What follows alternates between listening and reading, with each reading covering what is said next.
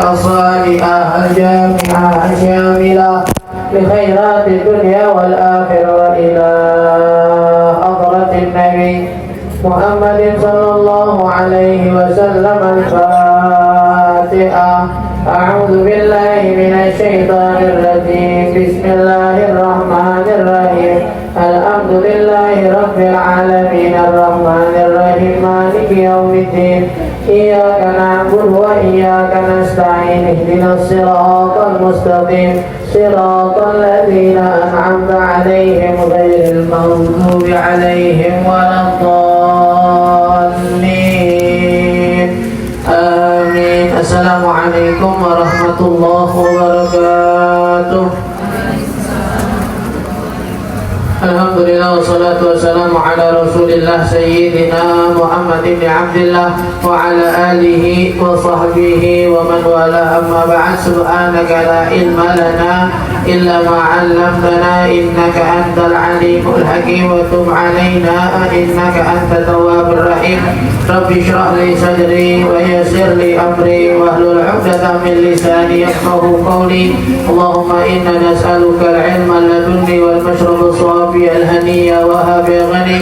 اللهم إنا نعوذ بك من علم لا ينفع وقلب لا يخشع وعين لا تدمع ونفس لا تشبع ودعوة لا يستجاب لها. اللهم سهل علينا حفظ العلوم وهب لنا واسعة الفهم بجاه النبي المعصوم. يا فتاح يا عليم يا فتاح يا عليم يا فتاح يا عليم. افتح علينا فتحا قريبا نوينا تعلم والتعليم والتذكر والتذكير والنفع والانتفاع والإفادة والاستفادة والحث على التمسك بكتاب الله وسنة رسوله والدعاء إلى الهدى والدلالة على الخير ابتغاء وجه الله وقربه وثوابه سبحانه وتعالى. Alhamdulillah, puji serta syukur kehadirat Allah Subhanahu wa taala yang masih berikan nikmat sehat wa afiat, nikmatnya Allah serta taufik dan hidayah. Sehingga alhamdulillah kita kembali masih diizinkan oleh Allah Subhanahu wa taala untuk kembali memulai kita. Sementara dan doa senantiasa kita minta kepada Allah, mudah-mudahan berkah dunia dari majlis ilmu, berkah bacaan maulid dan salawatullah kepada Nabi Muhammad sallallahu alaihi wasallam. Allah kabulkan segala macam doa dan hajat kita. Allah mudahkan urusan kita dunia dan akhirat. Mudah-mudahan Allah jaga kita semua, para guru kita, keluarga kita, kaum muslimin dan muslimat dari berbagai macam bala, wabah serta musibah, fitnah dunia dan akhirat. Amin ya rabbal alamin. Melanjutkan pembahasan kita dalam kitab Fiqhul Manhaji yang kemarin kita selesai membahas makruhatus shalah, hal-hal yang dimakruhkan ketika sholat. Sekarang kita masuk ke mubtilatus shalah, hal-hal yang membatalkan sholat. Dan sebelumnya ada satu sedikit catatan di sini, perkara umur tukhalifu fi hal mar'atul rijal. Perkara-perkara yang jadi perbedaan di antara laki-laki dan perempuan ketika sholat. Jadi katakan di sini yusannu lil mar'ati an tukhalifa ar-rajula fi khamsati asya'. Ada 5 perkara yang menjadi perbedaan sholatnya seorang perempuan dengan laki-laki. Jadi dalam masalah sholat saja berarti kita tahu, dalam masalah sholat kita tahu ada perbedaan laki-laki dan perempuan yang disunahkan sama Nabi untuk dilakuin. Yang biar ketahuan ini gerakan perempuan, ini gerakan laki-laki. Dalam masalah ibadah aja ada beberapa titik yang Nabi pengen bedain mana gerakan perempuan, mana gerakan laki-laki, apalagi di luar masalah sholat. Di luar masalah sholat ada beberapa hal yang bahkan ditegaskan banget sama Nabi sampai beliau mengatakan la'anallahu mutasyabbihatin birrijal minan nisa wa bil mutasyabbihin bin nisa minal rijal. Yang kata Nabi, Allah melaknat siapapun dari golongan laki-laki yang memiripkan dirinya dengan perempuan. Dan pun sama Allah melaknat para perempuan yang memiripkan gaya dengan laki-laki.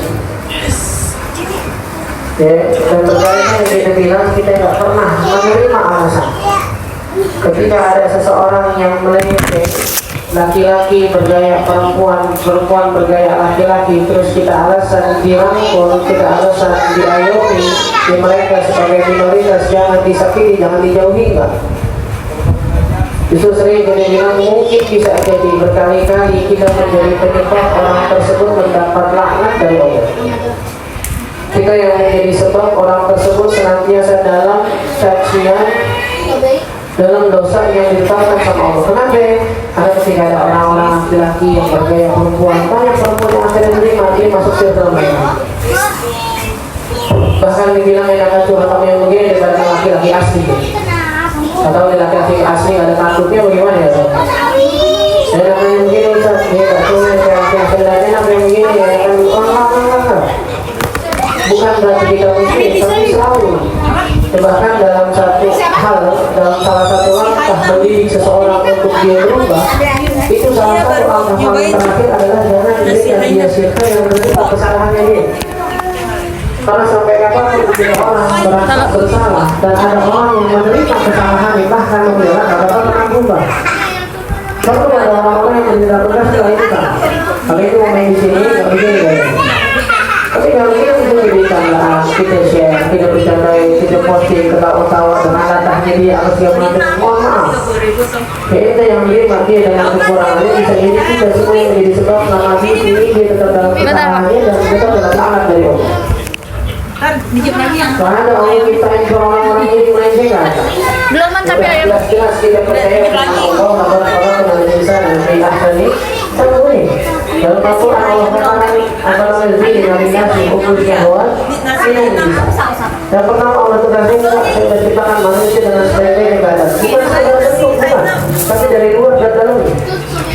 Dan dalam Al-Quran Allah tegaskan lagi saya telah ciptakan dalam diri perempuan buat suka sama laki-laki, laki-laki buat suka dengan perempuan. Berarti ada yang salah dari siapa? Dari dia yang melenceng dari fitrahnya, bukan Allah yang salah. Dan kenapa ketika orang itu berada dalam kesalahan, terus kita bantuin, terus kita terima, terus kita bilang kasihan? Enggak. Mohon maaf ya, sekali kita bilang kita yang kasihan dengan mereka-mereka yang tadi itu laki-laki mirip perempuan, perempuan mirip laki-laki. Ketika kita terima mereka dengan gayanya, kita enggak kasihan sama mereka, tapi kita tega sama mereka. Tidak macam-macamnya, cuma dari Nabi, la'anallah, Allah melaknat. Yang dilaknat sama Allah dalam Al-Quran itu Fir'aun, Iblis, itu orang-orang yang dilaknat sama Allah tuh. Dan masuk ke kategori orang-orang yang memiripkan diri dengan laki-laki dari kalangan perempuan, perempuan mirip laki-laki, laki memiripkan laki-laki dari kalangan perempuan, atau memiripkan perempuan dari kalangan laki-laki. Jangan biasanya jangan paling enak. Kadang-kadang kalau orang share-share, mohon maaf gitu ya, akun-akun yang sekarang laki-laki banyak berkayak perempuan, akunnya Masya Allah banyak banget followernya. Lihat teman-teman kita yang pada nge-share lucu, enggak, jangan dibiasain. Kalau kata Syekh Mutawalli Sya'awi, kalau kita nggak bisa nasihatin amitul batil bisututi anhu. Kalau kita nggak bisa nyeramahin orang, ngasih tahu orang buat berhenti dari kesalahannya, paling nggak berhentikan dia dari kesalahannya dengan kita diemin. Jangan diviralin, jangan. Udah tahu dia makin viral makin senang, makin viral makin banyak dapat duit, kita bantu nge-share. Dia makin jadi dia dengan gaya. Ya bisa jadi kita yang salah, kita yang membantu mereka dengan maksiatnya tanpa kita sadari. Hasil tadi kita bilang, yaitu dalam sholat kita disuruh beda antara laki-laki dan perempuan. Dalam pakaian, dalam gaya sama. Kita disuruh beda juga. Ini sesama Islam ya, laki-laki perempuan sesama Islam, nggak boleh laki gaya perempuan, perempuan gaya laki-laki. Ya apalagi kalau seandainya kita ngikutin gaya seorang muslim, entah itu perempuan ke perempuan fasiknya. Ingat banget kita ucapan Habib Umar, ucapan Habib Kadir itu mereka mengatakan ada satu penyakit yang kurang disadari nama kita orang-orang muslim dan muslimah. Apa? Ketika hati mereka bertaut mencintai orang-orang yang nggak pernah tunduk dan sujud kepada Allah. Kenapa kita bisa ngefans dengan orang-orang yang mereka nggak ada hubungan sama Allah sama sekali? Sholat kagak, puasa kagak, bahkan Islam aja kagak. Kenapa nih? Bisa banget kita ngefans sama mereka tuh kenapa? Ya mungkin mungkin kalau laki lebih sedikit lah. Kalau laki paling mentok ke penyanyi, kalau nggak pemain bola. Kalau perempuan kadang lebih banyak. Perempuan yang suka ke pemain bola ada, yang suka ke penyanyi ada, yang suka ke artis ada. Semua hampir komplit perempuan nih. Nggak boleh lihat ganteng dikit mau share aja, ngapain. Nggak boleh lihat dengan benderanya Korea dikit pengen waduh, Masya Allah dah itu. Dan satu nih, masya Allah nih satu. Dan baru ngomong, aneh paling nggak bisa mikir gitu. Ada seorang perempuan, apa namanya, udah punya suami. Ini pernah punya suami nih ya, udah punya suami, nge-share akun-akun penyanyi Korea, artis-artis Korea atau artis Indonesia. Di-share gitu, terus ditulis hari ini lagi kepikiran dia banget, laki dulu taruh mana? Pakai di-share lagi tulis ganteng banget, udah kapal laki lu jelek, kapal lu kawinin. Nah, kawinin dia aja, kawin yang lain. Kok bisa udah punya laki? Saya bilang, mana saya masih mana ya di pengajian ibu-ibu Pak Masa. Ada bilang, kalau biniannya berani gitu, anak ambil handphone dan ketok pakai martil langsung. Mau ngapain gue kasih handphone malah muji orang lain? Pakai bilang-bilang lagi kepikiran dia lagi, mau laki lu taruh mana emang? Nggak, dia ketika kadang-kadang ngerasa, enggak Ustaz, saya cuma kagum doang. Enggak bisa. Jangan ada rasa bilang-bilang, rasa kagum, rasa cuma ngefans apa segala yang lebih batas tuh nggak ada. Ya kalau kata bahasa jin dan orang cuma bilang kagum, tapi ketika datang artisnya konser nggak kedatangan tiket sampai nangis-nangis, itu udah gila namanya kalau jin dan ngomong. Waktu itu nyindir laki-laki masalah Piala Dunia. Yang main siapa? Itali lawan Jerman. Yang kalah siapa? Itali atau Jerman. Indonesia kalah nggak? Kagak. Yang nangis siapa? Lu. Gila lu katanya. Negara lu bukan, lu main kagak. Dia menang juga gak kenal sama lu. Dia kalau lu nangis-nangis sedang gila. Lu gila, lu udah gila, ini orang gila ya gila. Bilang sama saya cuma ngefans, kagum. Kalau ngefans atau kagum cuma sekedarnya ada nggak masalah. Lihat nggak lihat nggak masalah. Ada filmnya kelewatan nggak keburu nonton nggak masalah. Tapi kalau sampai nyesel di hati nggak nonton nggak dapet tiket, yang penting nggak ngefans, ini udah mulai cinta nih. Kita lupa hadisnya almarhum Aman Ahab, seseorang bakal dibangkitkan bersama orang yang dicintai. Maka tadi bilang, apa nggak takut kita dibangkitin sama mereka apa? Oh, masya Allah nya kita lihat lagi ini Islam lagi banyak banget di sekitar orang kan nih. Dan terkadang masya Allah yang begini pakai kerudungan semua lagi, masya Allah, nonton konser, naik ke atas, salaman nama artisnya, tawa-tawa, nangis-nangis, teriak-teriak, sampai dipeluk, dibiarin aja, mau gila nih orangnya. Nggak, itu nggak ngefans nih, itu nggak, ini udah jauh nih. Tadi kita bilang dalam sholat laki-laki perempuan ada yang disuruh bedain. Apalagi di luar sholat sampai dilaknat yang samain laki-laki dengan perempuan, perempuan dengan laki-laki. Ini konteksnya masih bisa sesama muslim nih, laki yang muslim, perempuannya muslimah. Laki yang pura-pura pakai gamis kayak apa segala macam, pakai daster apa segala macam, perempuan dia pakai lanat dari Allah. Apalagi kalau yang lain ini udah kena muslim. Kalau yang hadir 2 tahun lalu, 2 tahun lalu berarti yang terakhir dan hadir di acara kita. Dia ngutip hadisnya Juraij. Hadis Juraij ini adalah satu orang yang bukan punya ahli ibadah, punya ibu. Satu hari dia itu punya musola kecil di samping rumahnya, tempat dia sholat ibadah di situ sama Allah. Pas lagi sholat sunnah, pernah ibunya manggil, wahai Juraij. Bingung dia nih, belum tahu hukumnya. Ya Allah, ini sholat apa ibu nih gitu. Diterusin sholatnya, ibunya manggil lagi, wahai Juraij. Dia diam, sholat lagi. Ya Allah, sholat apa ibu nih, sholat apa ibu. Yang ketiga ibunya manggil, enggak nengok juga, enggak datang juga. Didoain ibunya apa? Allahumma la tumithu hatta turihi wajuhul mumisat. Ini jadi hukuman orang dulu, kata jinan. Apa kata jinan? Ya Allah, jangan matikan dia sebelum ketemu dia dengan pelacur. Ketemu interaksi yang pelacur buat orang dulu udah jadi hukuman. Mainnya doang, belum niru mereka ya, mainnya doang, dekat sama mereka buat jadi hukuman. Udah jadi kata jinan deh, orang dulu itu udah jadi hukuman ketika mereka berinteraksi dengan orang-orang kayak gitu, mereka udah anggap hukuman dari Allah. Kok kata beliau nih, masih ingat man? Kok kata beliau sekarang laki-laki kita, perempuan-perempuan kita nggak bisa tidur kalau nggak ngeliat mereka dulu, nggak bisa tidur kalau nggak nge-scroll dulu, nggak bisa tidur kalau nggak ngeliat profil tuh artis dulu. Ngapain kata beliau? Kok bisa-bisanya hati kita terkait dengan mereka, terikat dengan mereka yang nggak sujud sama Allah, yang nggak puasa, yang Islam aja kagak. Sedangkan orang-orang dulu kalau ngedidik anaknya, Al-Habib Abdullah bin Usaid bin Tahir, ketika dididik sama ibunya, lagi main gundu nih, bahasanya kalau lagi main gundu, didatengin sama bapaknya, emaknya lupa. Kalau asal Habib Abdullah bin Usaid bin Tahir atau Habib Abdullah bin Abu Bakar Al-Idrus, ditanya, ente kenal Syekh Abdurrahman Segaf? Segaf yang pertama nih, tahu kan, masya Allah gimana? Tahu. Kalau dulu dia nggak banyak-banyak main gundu tahu. Bilangin nama bapaknya nih, kalau mau jadi kayak dia. Dulu Syekh Abdul Sekam nggak banyak-banyak main gundu. Terus ngapain Mbak? Main gundu sebentar aja bisa ke masjid. Lari anaknya langsung ke masjid. Udah dah saya selesai langsung lari ke masjid.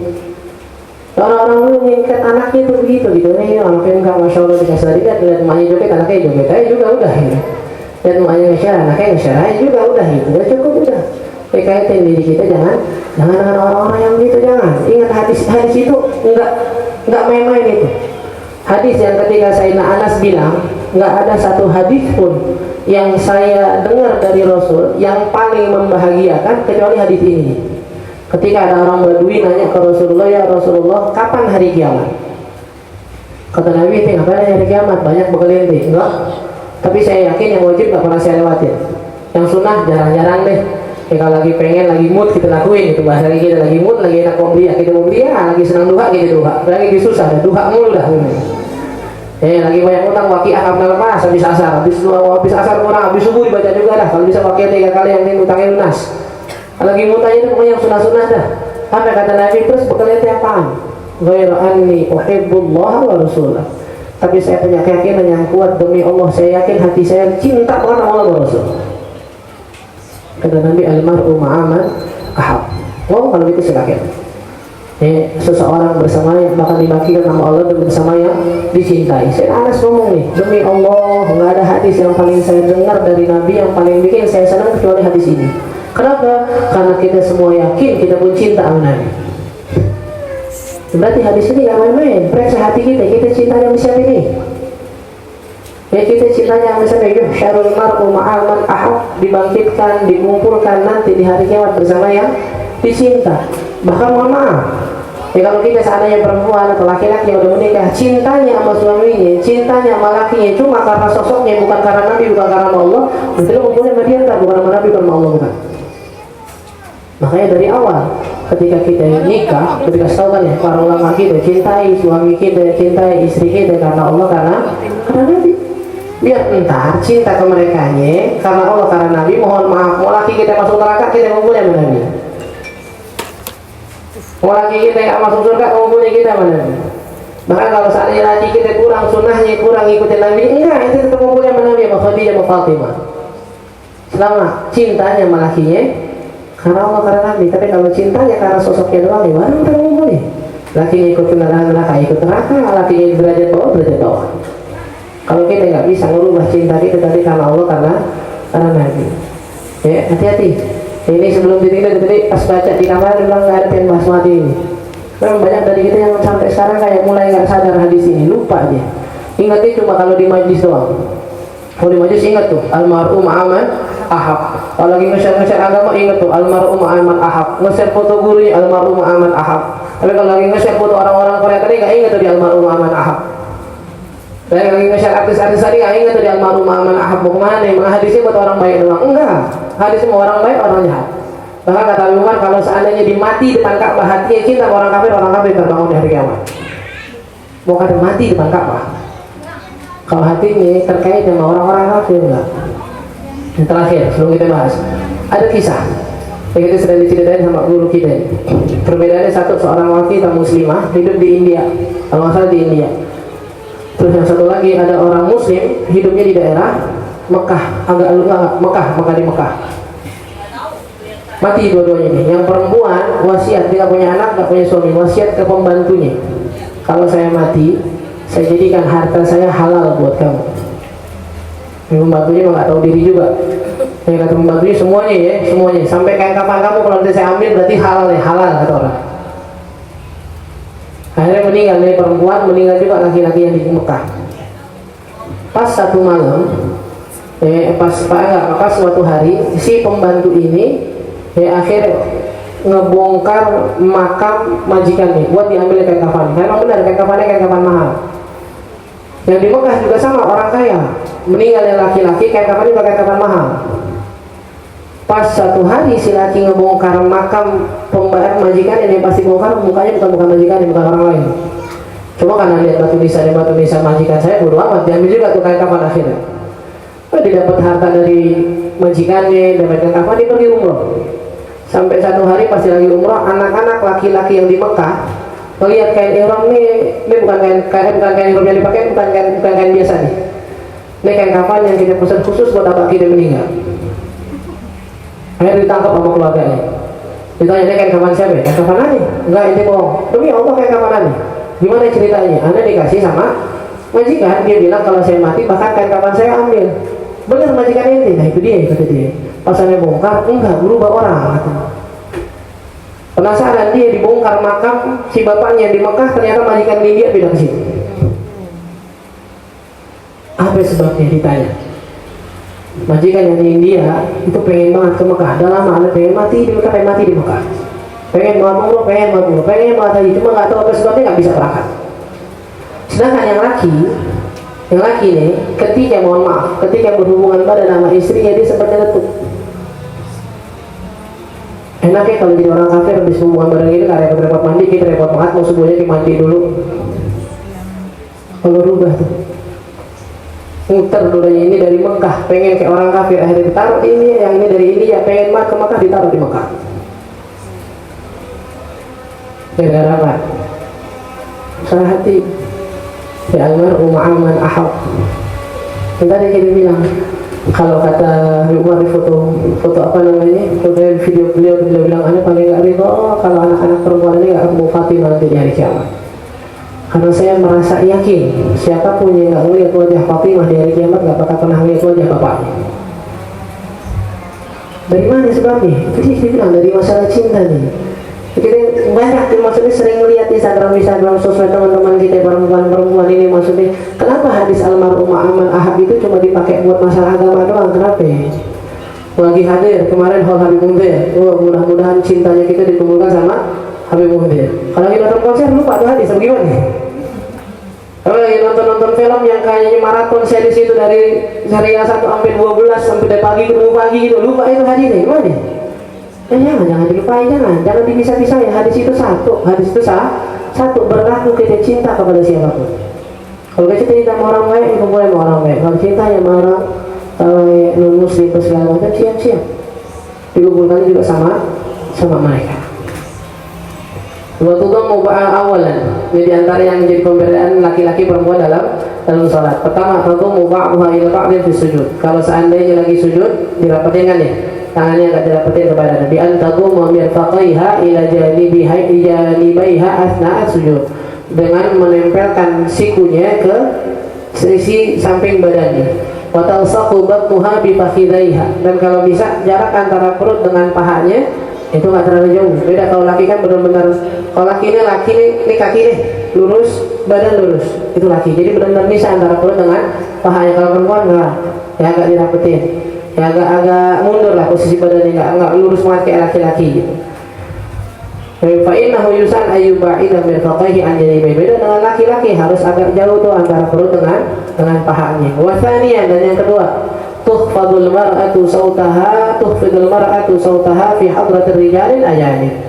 Kalau lagi sholat, imam perempuan jangan kencang-kencang suaranya.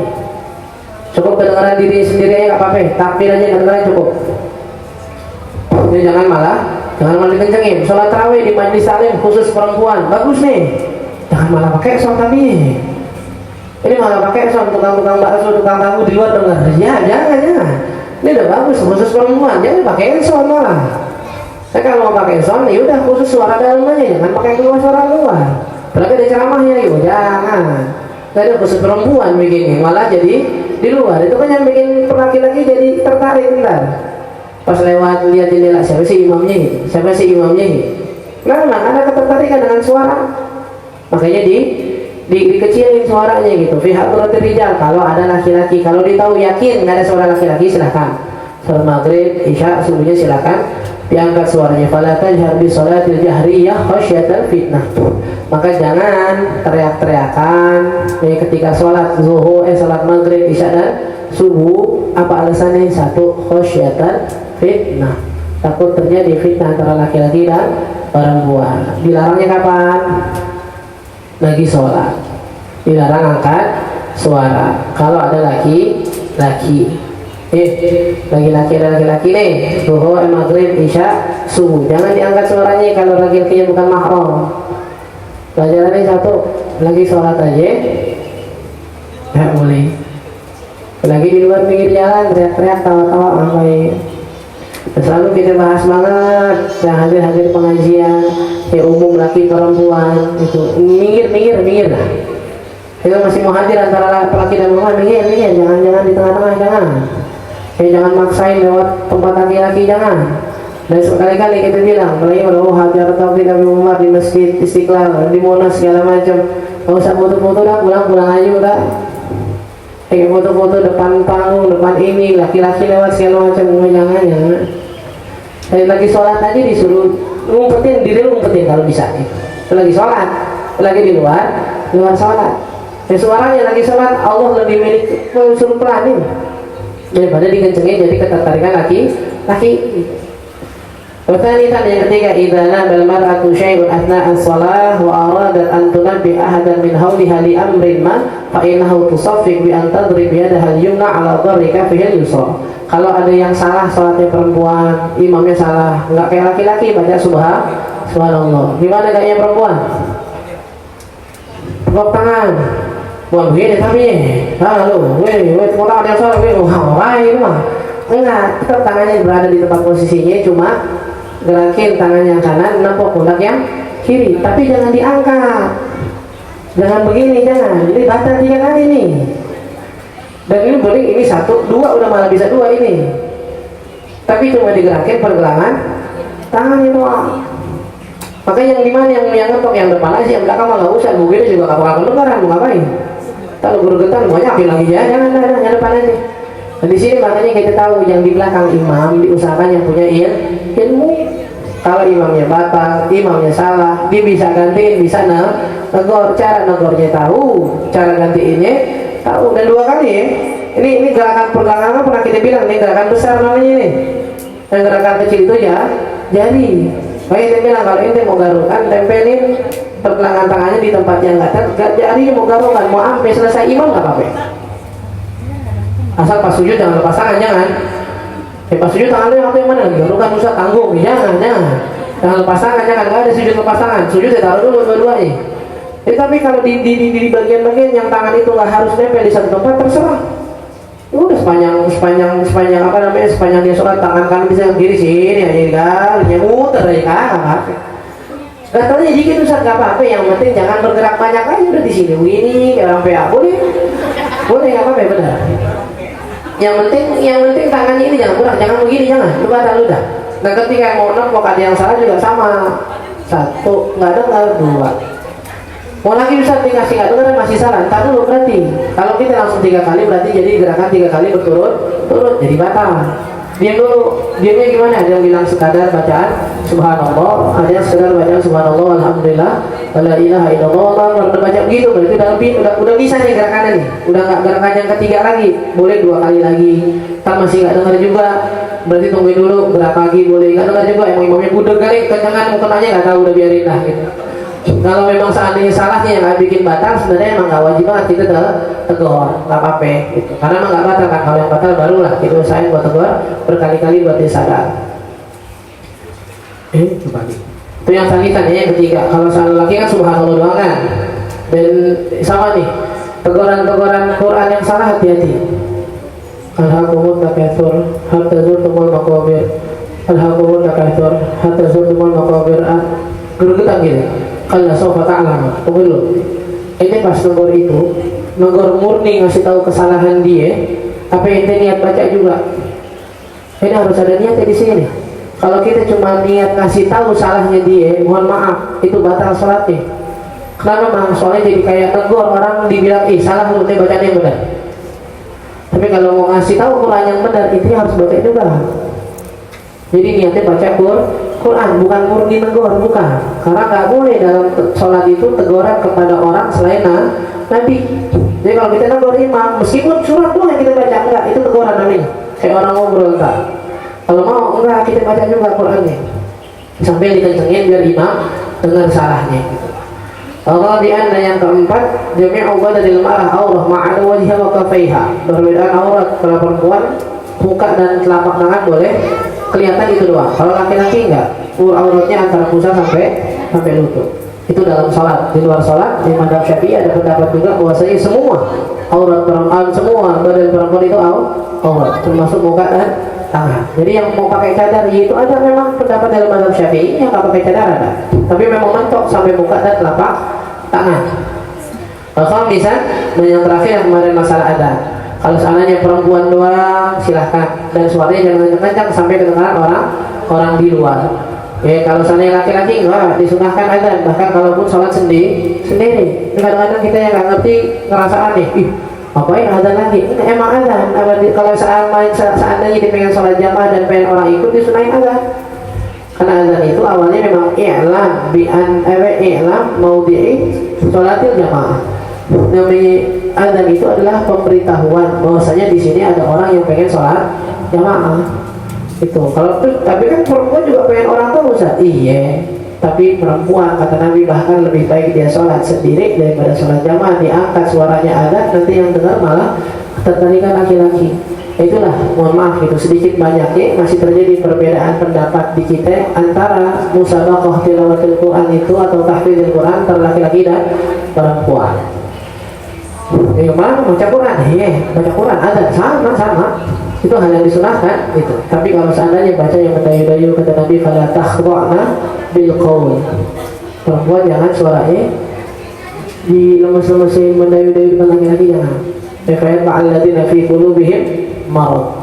Akhirnya di hati laki-laki yang memang hatinya berpenyakit itu nanti jadi masalah. Umum tilatus salah. Nah, tadi insyaallah gara-gara kebanyakan masalah hati tadi kita bahas aja ini yang batalkan sholatnya.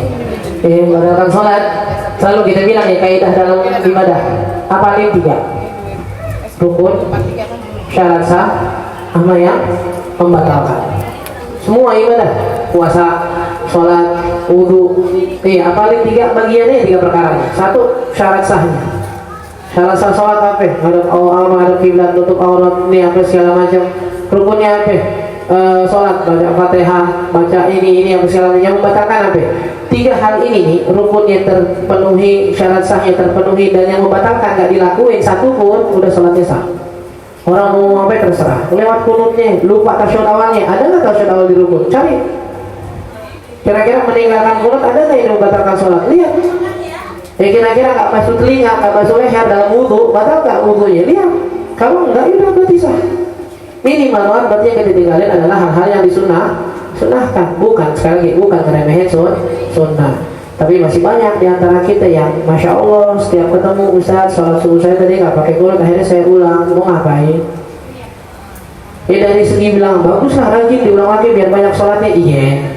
Tapi dari segi keilmuan buat kita ini malu sebenarnya. Masa sampai sekarang nggak bisa bedain mana yang rukun mana yang sunnah?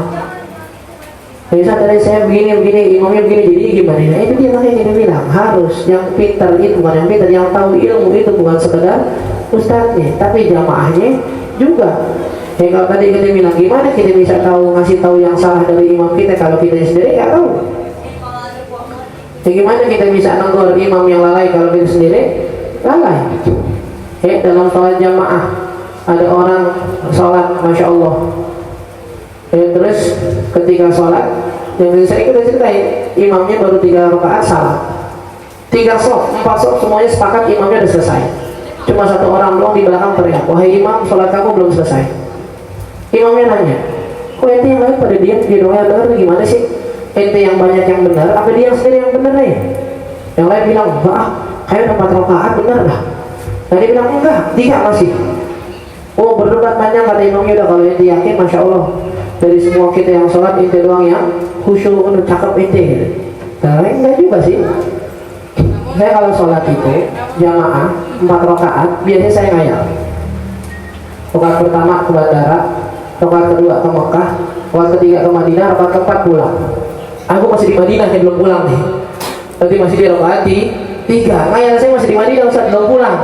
Terus saya masih ketinggalan jamaah, ini masih di Madinah belum sampai Indonesia. Kalau saya udah sampai Indonesia berarti rakaat 4 udah tuh. Dan dari khusyuk ini bukan khusyuk juga ternyata dipakai ngayal gitu. Tapi tadi dibilang gimana kita bisa nomor imam yakin itu imam baru 3 rakaat kalau Kita sendiri nggak kita udah berapa rakaat. Kakak punya kakak. Gimana kita bisa tahu baca Qurannya salah? Gimana bisa berfungsi ada tepuk tangan? Kalau kita sendiri nggak tahu hukum sholat. Maka yang tahu hukum itu bukan saudara ustaz. Menurut dia maju dah, gue belum belajar. Enggak. Masalah sholat bukan mau jadi imam doang yang belajar, semua. Ada hal-hal khusus ketika jamaah yang memang harus dikuasai sama imam. Ada yang enggak, semua orang tetap wajib baca. Memang kalau Fatihah ketika sholat jamaah maunya diam. Enggak. Memang kalau maunya salah baca Fatihahnya jadi sah. Enggak. Kan katanya ditanggung imam. Enggak, ditanggung imam cuma masalah masuk doang. Selebihnya kalau Fatihah kita salah di rakaat-rakaat setelahnya tanggung jawab sendiri, enggak bakal sah. Memang kalau seandainya kita sholat jamaah semua jadi diam gitu, timbang takbir salam doang, pokoknya lu ikutin imam aja dah. Itu anak bocah disuruh belajar jamaah namanya. Oh ya, jadi mah enggak. Ada yang harus ditanggung sendiri, ada yang bisa ditanggung imam. Jadi harus belajar semuanya. Saya nggak bisa berpangku tangan dengan imam sholat jamaah enggak. Terus kalau seandainya iyalah, anggap ditanggung sama imam pas kita lagi sholat sendiri di rumah gimana? Kalau nggak sholat, tunggu jamaah dulu. Sholatnya kalau jamaah doang gimana? Kayak begini lah, nggak ada cara menuju Allah, nggak ada cara buat masuk surga kecuali dengan ibadah, dan nggak ada ibadah yang diterima sama Allah kecuali dilakukan dengan ilmu. Kenapa namanya majlis nih? Asal usul majlis ini namanya majlis Darussalam. Kenapa ya? Bingung juga jadi. Ada yang punya majlis. Yang dinamai sama Habib itu sebenarnya malam Sabtu Sholahul Qulub. Itu majlis namanya pertamanya Nadratul Habib. Kita yang Arab ngasih nama itu memang Nadrah, itu artinya pandangan, Habib itu kekasih, dan kekasih yang kita maksud itu Habib Umar. Laporan lah sama teman kita di sono, kalau ada yang sering nge-follow Nura Ismail. Dan saat itu beliau komen, itu ngasih nama majlis Habib udah tahu, ada bilang belum? Karena nggak ada, kita udah di Indonesia. Kata beliau dari Shonan sampaikan ke Habib deh, dan sampai sama Habib. Ya Habib, ada satu murid atau Durayim punya majlis di rumah di Jakarta, bukan majlis segala macam, namanya Nadratul Habib, minta Fatihah. Kalau jadi minta Fatihah, kami karena minta Fatihah biar majlisnya berkah. Ya dengan cerita dari beliau, katanya Habib dia mikir, ya mulai 10 detik, 15 detik, habis itu nggak bilangin ganti namanya, jadi Sholahul Qulub. Baru difatihain sama beliau. Itu satu. Ya terus ada majlis lagi melihat namanya Nurul Hidayah. Sama, tadi kita nggak minta nama, nah, karena itu majlis orang kan, kita cuma minta Fatihah. Tapi dirubah lagi sama Habib Nurul Huda. Nah ini nggak minta Fatihah kita, karena malu kayak minta Fatihah mulu jadi. Tapi kita ambil dari nama yang Sholahul Qulub itu. Apa arti Sholahul Qulub? Tempat yang bisa memperbaiki dan membenahi hati. Kita bawa ke sini, karena ini di rumah kita pakai nama Dar. Ada yang mau dipanjangin Dar Sholahul Qulub, jadi kembar ntar. Akhirnya kita ngambil sholahnya doang. Jadi di sini Darus Sholah sebenarnya masih cabang dari yang malam Sabtu gitu. Yang nama Sabtu ini, yang malam Sabtu ini yang mahal. Kita mau pindah di sini nggak biarin. Kita mau di sini tadinya sekedar majlis, tempat kumpul anak-anak majlis yang bisa jadi tempat mereka kumpul dari anak-anak Sholahul Qulub juga nanti di sini. Tapi ternyata justru lebih besar yang di sini. Terus namanya Darus Sholah. Itu. Nah aslinya sih intinya Darus Sholah itu dari nama Darus Sholahul Qulub ini nih. Karena ini rumah kita pakai nama Dar. Dar itu artinya rumah kan. Ya kan kayak tempat belajar kita Darul Mustafa, kita ikut nama pakai darnya, nggak pakai bait, nggak pakai apa, pakai Dar. Darus Sholah. Itu asal usulnya. Yang kita harapin dari nama Sholahul Qulub itu juga kecipratan di sini dari nama Darnya itu sama rumah yang bisa memperbaiki hati, niat ibadah orang-orang yang datang ke sini. Itu tujuan nama dari Darus Sholah. Kalau suka sama orang buat jadi motivasi doang, boleh. Karena nanti bilang kan, dari salah satu keimanan, tanda keimanan yang bagus dalam hati seseorang adalah al-hub fillah wal bughdu fillah. Dari salah satu tanda keimanan yang baik bagi seseorang adalah, dan pada diri seseorang adalah cinta karena Allah, benci karena Allah. Saat saya suka sama dia, motivasi karena memang saya suka baca Quran nih. Lu ngapain nih? Saya suka ibadahnya. Saya suka apa? Istiqomahnya. Saya suka apa? Rajinnya ke majlis. Berarti kalau kayak gini, mohon maaf ya, sukanya jangan ke laki doang. Kalau ada perempuan yang istiqomah, harusnya juga lebih afdal sukanya ke dia. Jadi kenapa dia suka? Ada emang kalau suka sama laki itu, saya enggak motivasi doang. Saya melihat itu, masya Allah, istiqomah banget ke masjid gitu. Saya ngeliat dia masya Allah istiqomah banget ke majlis, khidmah sama gurunya masya Allah. Ada perempuan yang kayak gitu juga, itu cinta nggak sama dia? Perempuan mau ngapain dah? Ngaco lu namanya. Kalau cinta karena Allah, cinta karena kebaikan, gak lihat laki perempuan. Itu baru benar cintanya karena motivasi buat diri dia. Tapi kalau milih laki-laki perempuan kagak, milih perempuan laki-laki kagak, mau ngapain? Ya, aneh sama dia gak pacaran bisa terus. Ya ingetin kebaikan aja. Ngapain? Ingetin sholat, malam ingetin tahajud. Empok lu tidur lu enak banget. Betul, kamu yang gedor, ngapain ngapain lu bangun nih? Wah enak banget lu bangun, udah tahajud belum, udah sahur belum? Abangnya kesiangan nih orang lain bagian sahur. Abangmu kesiangan sekeluarga gak sahur, adekmu kesiangan gak sahur, ponakanmu gak sahur, orang ditanya udah sahur belum? Jauh banget, ngapain ketua yayasan emang lu, ngajarin anak yatim? Ngapain? Kalau cinta sama Allah, memang benar karena Allah, yang benar ketulung, ngapain yang jauh? Oh masih sedekahnya jauh banget, lu mau bawain ngapain? Ya aneh gak demen sama dia saat cuma karena dia sakit apa segala macam, butuh obat, butuh bubur, aneh bawain aja. Ya Allah orang sakit banyak banget apa gelepar dekat mulu. Lo gak nengokin, gak kasih duit, gak kasih bubur, nanyain kabarnya kagak, orang lain bawain bubur jago-jagoan, mau ngapain? Enggak aja, betul nih salah nih. Kalau cinta karena Allah berarti yang diperbuat pun harus dengan aturan Allah. Kalau aturan Allah bilang perhatian yang dekat dulu, berarti perhatian yang dekat dulu, ngapain yang jauh? Kan bukan cinta karena Allah nih. Biasanya insya Allah jomblo Ustaz, jomblo fisabilillah sampai nikah. Oh pakai cewek semua, mau apa jomblo nih? Mohon maaf, murahan itu jadi banyakan banget jadi kontaknya. Mendingan yang pacaran, ketahuan kontaknya satu, dimana dengan pacarnya, kontakkan sama yang lain, lalu jadi banyak banget. Ada nggak pacaran satu, semuanya dikontakin, mau lain. Mendingan yang pacaran satu doang. Benar, pada pacaran habis ini ya. Kayak namanya begini nih. Ustaz yang nyuruh kan kata kemarin yang pacaran yang penting satu. Agak konslet mungkin otaknya kali.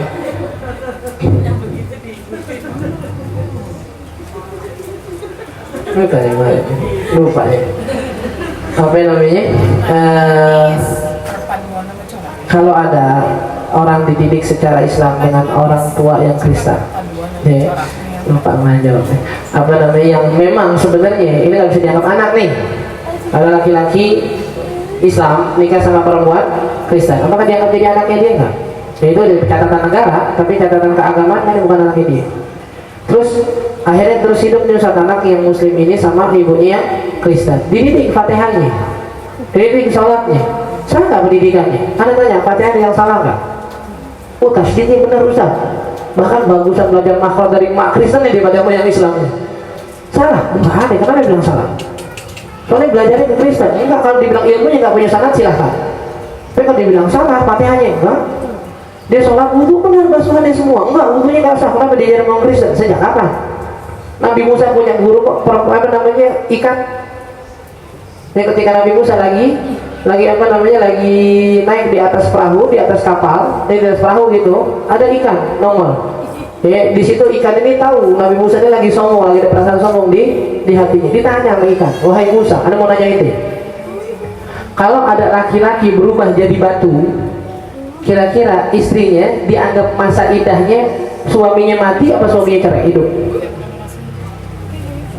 Nih berlaki lagi misalnya nih, misal maling kundang nih dikutuk jadi batu kan nih gitu. Kan istri masih ada nih, kan nggak mungkin nikah batu, berarti kan cerai kan? Dan masa idah cerai yang mati sama cerai hidup itu masa idahnya beda. Ditanya sama ikan, gimana? Ya kira-kira hukumnya cerai yang mana? Itu Nabi Musa saat itu lagi ngomong ke laut, ya bahar uskun fa'inaka fawqaka bahar. Nabi Musa lagi naik kapal, ombaknya kencang. Ngomong Nabi Musa ke laut ini, laut diam. Dan banyak gerak di atas ini ada laut yang lebih besar. Maksudnya dirinya lagi sombong gitu. Keluar ikan sampai ditanya. Kata Nabi Musa, maaf aneh nggak tahu. Kalau ente nggak tahu, biar ente tahu di atas orang yang pintar ada yang lebih pintar. Di atas sesuatu yang agung ada yang lebih agung, jangan merasa sombong. Disyaratkan nama ikan. Kalau ente mau anak kasih tahu jawabannya, harus ente tulis dalam buku kehidupan ente punya guru ikan. Biar orang tahu ente berguru sama ikan. Biar nggak sombong gitu, maksudnya biar ente dapat ilmu dari ikan. Nanti Nabi Musa ilmunya nggak asal gitu kalau diajarin ikan. Oh nggak asal nih, apa ikan yang ngajarin? Masa nunggu wah bisa ada dia mutasi bilang Mas Koki kan nggak mungkin. Dengan ilmu yang nyambung ke Mas Koki nggak apa nih, nggak asal nggak kenapa ilmu. Sampai Sayyidina Ali bilang laut takallamatil bahaim khudhul ulum min afwahiha. Kalau seandainya hewan itu bisa ngomong, ambil kalau keluarin ilmu. Jadi perkataan yang lain, khudul ilma min afwahil majanin. Orang gila tahu-tahu lewat depan rumah kita gitu ya, nggak sholat, masa kita balikin, lu gila juga berarti. Orang gila lo kata yang gila, ngapain didebatin? Kalau itu yang sadar, ini kasih tahu nih sholat, iya belum sholat, diingetin sama orang gila, masya Allah sholat, itu waras namanya. Ilmu bukan? Ilmu, oh gila yang ngajarin orang lu gitu. Makanya kita nggak berubah-berubah susah, karena memang harus nasihatnya sama Nabi. Aurat itu kelihatan lu, alah kayak mas tau gue lu juga begitu ya. Kalau nggak berubah lu, nah, kalau yang mungkin berubah ngajinya sama Nabi mereka Jibril udah berubah baru deh. Begitu susah jadinya gitu. Kenapa kita bilang nggak sahnya kenapa? Kalau kita bilang ilmunya nggak bersanad mungkin karena orang tuanya nggak belajar ke atasnya. Tapi kalau kita bilang langsung dibilang sholatnya nggak sah, fatihahnya nggak sah, kudu belajar enggak. Tapi kan Ustaz mau lebih afdal belajar dengan seorang guru. Ini kita mau bilang afdalnya iya. Kalau bilang afdalnya, belajar dari seorang guru yang adabnya masya Allah, sanadnya nyambung, ilmu ini dipertanggungjawabkan, apa-apa nanya ke gurunya lagi yang di atasnya, afdal punya guru kayak gini. Tapi tadi kita bilang, ya apakah kalau seandainya kita belajar satu dari bocah yang lebih rendah dari kita bilang ilmunya nggak sah, ilmunya nggak bagus karena belajar dari orang yang lebih rendah dari kita? Nah, itu. Jadi kalau dibilang apakah pendidikannya salah dan nggak sah karena belajar dari orang Kristen, enggak. Tapi kalau mau dibilang afdalnya belajar dari orang Islam juga yang benar-benar mengerti Islam, bisa dijarin hikmahnya sekalian, bisa bersambung ilmunya sekalian, tentu jelas dijawab iya. Tapi kalau seandainya cuma dibilang dengan ibu Kristen bilang, ada yang belum asal punya belajar lagi, dia bilang, enggak, ngapain? Tinggal diterusin. Udah belajar Fatihah, kasih tahu artinya sekarang. Udah belajar Fatihah, kasih tahu tafsirnya sekarang, biar ilmunya bisa nyambung. Bukan kita bilang batal dari awal, bukan gitu. Kasusnya laki-laki operasi seluruh badan menyerupai wanita, tapi sekarang berubah bahkan umroh berpakaian ihram laki-laki. Apakah ibadahnya tobat diterima? Dulu diterima, tapi badannya udah jadi perempuan sudah diterima kan? Berarti sekarang dibalik ke kodrat ya udah alhamdulillah. Ya, urusan sekarang dia malu badannya berbentuk perempuan ya salah itu dia. Makanya dia bilang jangan ikutin emosi, jangan ikutin nafsu atau segala macam. Ya, sesuatu hal yang dilakukan dengan nafsu ketika balik agak ribet tuh. Ketika tobat agak ribet, pasti ada aja minusnya, ada aja malunya. Tapi balik maksudnya sah tobat terima sama Allah nggak ya? Tobat Allah bilang kan yang terima yang berbuat syirik kan, yang kafir kan. Tapi kalau yang ini mana masih terima ya? Kalau kita ingetin orang sholat ngaji usah cuma iya doang, kalau terus kita paksain jadi dia marah gitu, apa didiemin aja? Enggak, ingetin buat gugurin kewajiban aja. Kita mau sholat deh, lewatin meja dia di kantor, di kampus, sholat yuk, dia duluan, udah cukup. Oh usah, ayolah sholat lah, ayo cepetan dah. Gue talkinin, gue bingung nih. Ya nggak bisa. Ditarik, diseret, digendong ke musola gitu. Nah, lain mah nggak bisa. Bukan kita ya. Maksudnya kewajiban kita mengingatkan. Kalau orang tua, abangnya maksain, teriakin silahkan. Dan selalu kita bilang, misalnya yang udah punya anak apa segala macam, anaknya udah dewasa itu nggak cukup bilang sholat. Ntar, udah mau jam 3 ada mau adzan belum sholat juga, biarin udah gede nggak bisa. Karena dia punya hak lebih untuk memaksa. Kalau kita teman nggak bisa maksa. Makanya menggugurkan kewajiban dengan mengajak itu udah cukup. Dan Ustaz yang benar nggak boleh gerak 3 kali berturut-turut atau nggak boleh gerak lebih dari 3 kali berturut-turut. 3 kali. Salah satu yang mau salah harokat untuk 3 kali, bukan lebih dari 3 kali, bukan 3 kali gerakan nggak boleh. 1, 2, 3, bukan 4-nya yang batal, enggak, 3-nya batal. Laki, semisal kaki kelihatan sedikit dalam keadaan sholat dan baru tahu, apa boleh kita menutup sendiri kaki yang kelihatan? Boleh, asal gerakannya nggak 3 kali. Ya, mau kena kita ngerasa kayak pas tadi diri ini dari sujud rambutnya ada yang kelihatan, boleh nggak? Boleh. Tapi gerakannya jangan sampai 3 kali. Jangan pakai tangan tuh, turunin lu, kenanya masukin lagi, batal lu kayak belum sholat jadi. Enggak masukin aja cukup, gimana caranya biar rambutnya masuk gitu dengan gerakannya nggak sampai 3 kali. Kalau jamaah berdua perempuan di rumah qomat, kalau qomat sunnah karena memang dasarnya qomat itu yang pengen sholat, bukan ngasih tahu orang. Kalau adzan tuh ngasih tahu orang, makanya jangan sampai suara perempuan kedengaran. Kalau qomat mah emang yang ngasih tahu yang pengen sholat yang udah datang gitu. Gimana cara cinta sama suami karena Allah bukan karena sosok? Jangan pernah marah kalau suami nggak ngelakuin maksiat. Jangan wajibin apa yang nggak diwajibin sama Allah. Jangan nuntut apa yang nggak diwajibin sama Allah, itu karena Allah berarti. Kalau suaminya nggak sholat dia marah, oh ini berarti nih. Kalau suaminya pulang nggak bawa martabak marah, ini bukan karena malu nih. Nanyain sih, nanyain ya, nanyain nggak bawa makanan gitu. Oh kalau giliran urusan dia nih, urusan make up nggak dibeliin apa segala macam biasa. Tapi kalau lakinya main judi, lakinya mabuk, selama nafkahnya nggak kurang, biarin urusan dia. Tapi kalau nafkahnya kurang, meskipun lakinya sesoleh apapun, enggak, neraka lu bang, lu punya neraka lu, nafkah bini kurang, lu neraka udah pokoknya dah. Ayolah laki-laki yang hebat, mereka yang nggak menuntut haknya, tapi selalu menuntut istrinya untuk turut sama haknya Allah. Sama, perempuan yang hebat juga sama. Mereka yang selalu memaklumi suaminya ketika haknya kurang, tapi nggak berhenti nongol suami. Setiap pagi depan rumah dia bilang, bang pulang bawa yang halal, mendingan kita lapar daripada bawa yang haram. Bukan sebaliknya bilang, bang pulang bawa duit, mau halal mau haram belakangan, gua lapar nggak ada urusan, lu nggak bakal masuk rumah nih ya gitu. Itu bukan Allah berarti. Tapi kalau udah lebih ke kita, lebih menguasai dirinya apa segala macam, apalagi diketahui segala macam, Allah mau ngapain?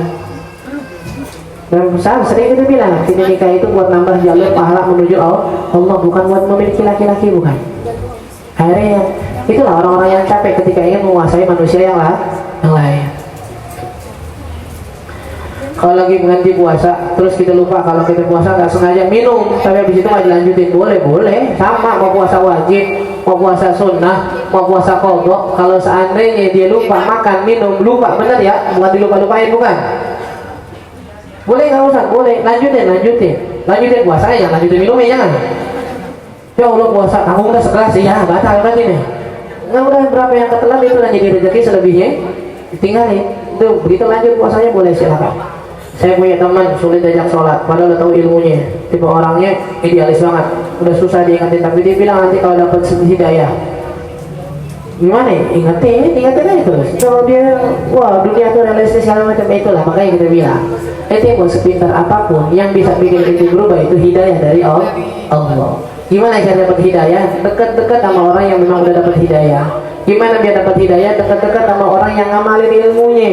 Kalau buat orang pintar doang banyak. Dan sekali lagi selalu kita bilang, iblis bahkan lebih pintar dari malaikat, cukup. Tapi siapa yang bisa dari surga? Sama egoisnya, karena nafsunya, karena nggak mau dengar ilmunya. Emang mereka yang selalu kita bilang, emang mereka yang korupsi nggak tahu korupsi haram mustahil. Gampang banget untuk bilang korupsi haram itu mustahil, gampang banget korupsi haram. Hak orang kok diambil. Apalagi pas namanya dapat jabatan, sumpah jabatan kan. Masa dia nggak tahu korupsi haram? Tahu. Itu dia, ilmu bukan sekedar dikunyah, dipelajari, tapi diamali. Cara ngamalin ilmu lah kita butuh guru, butuh teman, apa segala macam. Dan hidayah bukan sekedar nunggu, bukan, tapi dicari. Dia aja itu nanya dah. Boleh nggak ikut-ikutan bahasa Mama Gufron? Kayak yang kita kenal syudu dulu aja. Mama Gufron. Kan yang kita kenalnya bahasa terbarunya nih, kosakata terbarunya kan ada syudu nih gitu. Yang kayak baby shark katanya gitu. Ini nggak tahu, boleh nggak Ustaz? Buat tadi ngeledekin mau ngapain gitu. Kita ngeledekin dulu ngapain, kita mau pakai beneran ya apalagi. Udahlah gitu, biarin orang-orang aneh begitu berkreasi, biarin. Makanya sering kita bilang tadi kan, balik yang tadi itu, ini model-modelan dia nih, kalau nggak ada yang nge-share nggak bakal hidup itu orang. Karena kita share, dia mah nggak peduli lu mau nge-share diketawain, lu mau nge-share mau caci, lu mau nge-share lu mau pro atau kontra, terserah, yang penting lu share lu masih hidup. Tapi kalau nggak di-share berhenti. Beliau ini kan keluar ketika pembahasan masalah habaib kan. Sekarang pembahasan masalah habaib kita udah nggak banyak omongin, yang ngomongin habaib udah nggak kedengeran sekarang. Tinggal dia doang, ngomongin habaib kagak, ngomongin kunci surga mulu. Ngapain didengerin lagi? Yang punya kunci surga lah, yang bikin corona lah segala macam. Usah kau tahu sama, gue dengerin juga soalnya. Makanya gue capek juga dengerin dia tiap hari nongol aja, sampai dipikirin komik lagi. Dia aja kreatif ini. Hawa dan nafsu beda nggak usah. Kalau di Indonesia satu, kalau di bahasa Arab definisinya beda. Hawa itu lebih yang lebih dicondongin sama seseorang, tapi agak kurang peka. Tapi kalau nafsu itu agak tekaan dikit, nggak bisa berubah.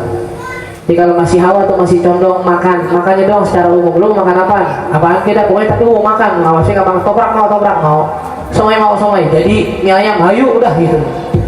Tapi kalau nafsu nih ente mau apaan? Kopi. Ini mau bakso misalnya. Nah, ini bakso nih, kurang tuh baksonya itu.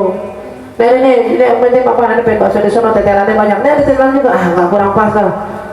Ini beli nggak, gue mau yang di sono gua. Ini nafsu namanya. Makanya nafsunya ketika maksiat itu dia nggak mau berubah tuh. Ada orang yang bahasanya sering dia ngomong gitu, gue sih nggak pacaran, gue nggak judi, tapi kalau mabok nggak bisa dapat tinggalin. Ini nafsu nih. Tapi kalau dari hawa timbulnya apa aja maksiatnya jadi, yang penting maksiat.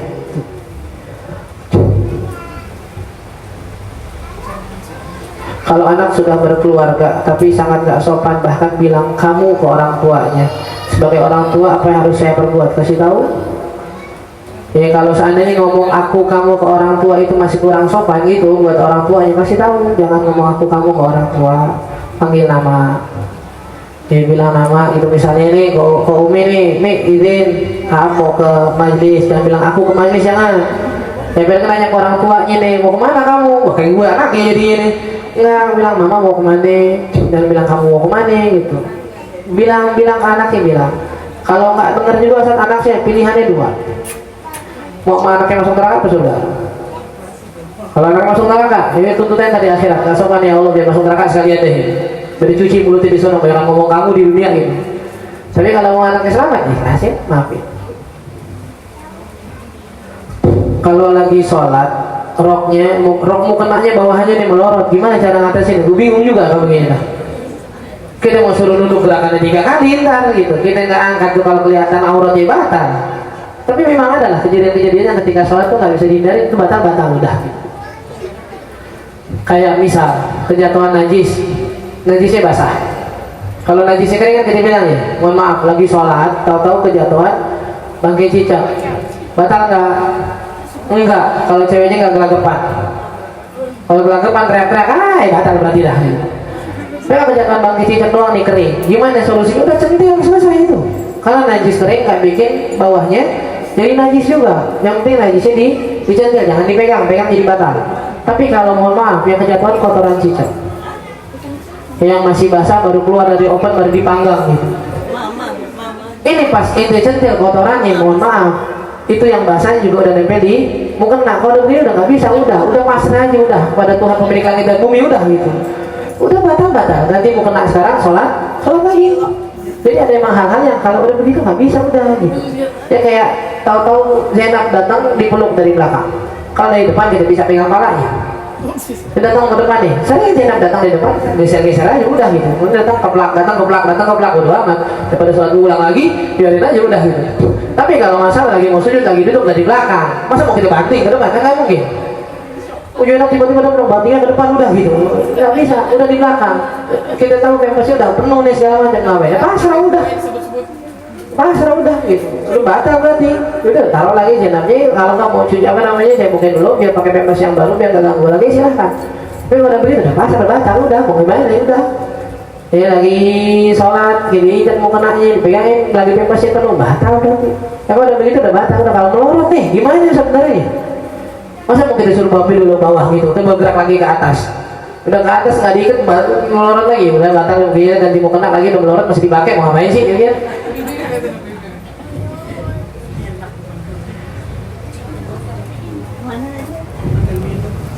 Kalau nyindir adik saya suatu perintahin apa segala macam, enggak, sholat juga usah. Gimana satu urusan saya sama adik saya? Enggak, tadi itu bilang cukup, itu paksain sampai ini marahin silahkan. Enggak bisa, hidayah kali ini.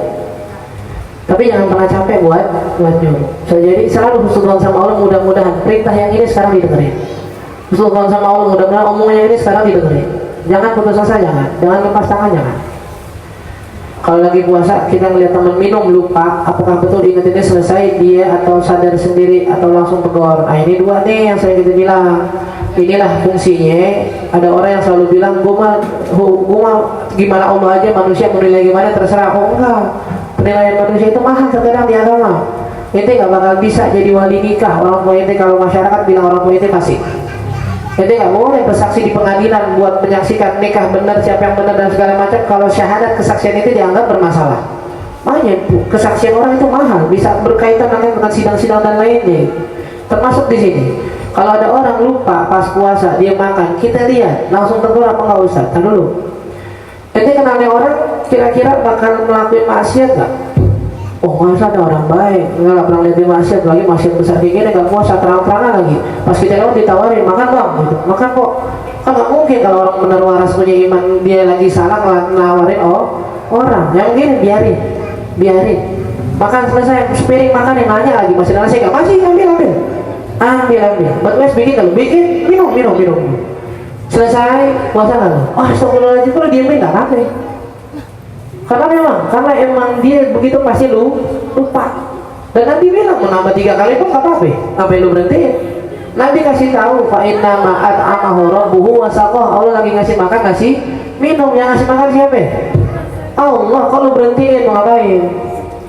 Itu kalau orang lupa dan memang orang itu tercatat terpandang baik di tengah masyarakat. Tapi kalau orang yang seringan kedengaran kelihatan maksiat, tegur sekarang mau kata lagi punya belum minum Ustaz, biarin kesel sekalian.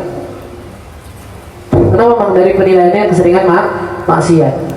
Tapi ternyata Ustaz pas kita tanya, ini yang tadi ahli maksiat benar-benar lupa, yang orang baik ini ternyata bohong, urusan dia. Yang penting tugas kita cara negurnya begitu kepada orang yang membiasakan diri maksiat terang-terangan sama yang memperlihatkan kebaikan depan masyarakat. Itu ada hukum dari Sayyidina Umar, yang ngasih lihat dia orang baik, kita percaya, kita ikutin, kita anggap dia orang baik. Dan yang kasih lihat keburukan, kita anggap orang buruk dan kita nggak bakal percayain, kata Sayyidina Umar. Jangan bilang ke orang, gimana Allah aja ketika masyarakat suzon marah-marah. Masyarakat aja yang suzon mulu kan lu yang kasih lihat nggak benernya, nggak sekarang marah-marah.